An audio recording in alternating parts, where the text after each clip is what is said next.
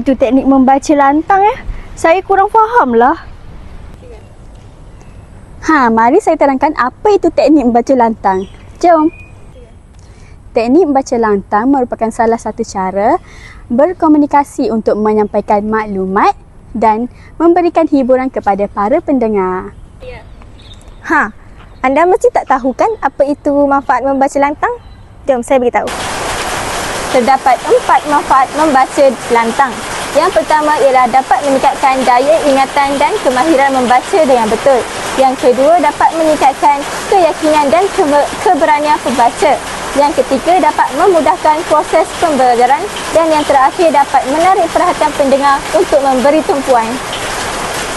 Bagaimana pula strategi membaca lantang?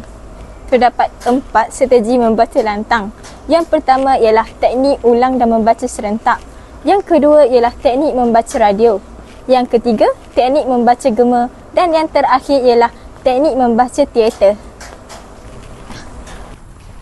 Semua dah faham kan? Oleh itu, mari kita lihat bagaimana pengaplikasian teknik membaca lantang, iaitu teknik ulang dan membaca serentak. Okey, pada hari ini cikgu akan tunjukkan bagaimana cara membaca puisi dengan betul. Sila ikut apa yang cikgu baca dengan intonasi yang betul.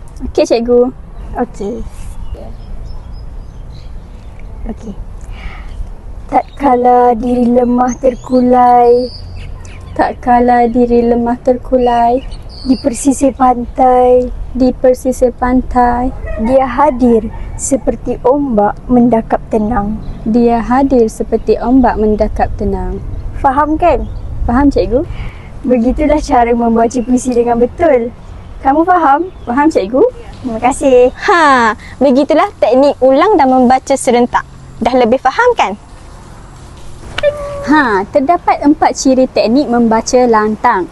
Yang pertama iaitu mempunyai kontak mata untuk mempunyai hubungan dengan pendengar. Yang kedua, menggunakan intonasi yang menarik untuk menunjukkan minat atau emosi terhadap cerita. Yang ketiga, menggunakan ekspresi tubuh yang bersesuaian untuk menarik minat pendengar.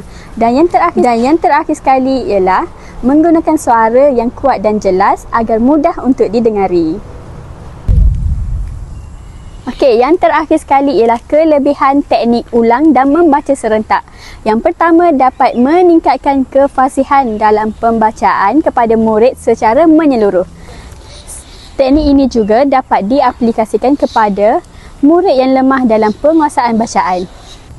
Selain itu, teknik ini juga memberi peluang kepada murid untuk berlatih membaca menggunakan ekspresi yang betul. Kelebihan yang terakhir ialah dapat meningkatkan kelancaran membaca kepada murid. Hal ini kerana teknik ini dapat memberi peluang kepada mereka untuk membaca teks secara berulang-ulang sehingga betul-betul lancar. Teknik membaca lancang. Lancang.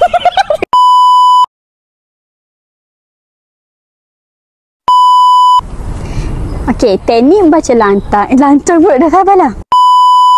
Begitulah cara. Terima kasih. Menggunakan sabar.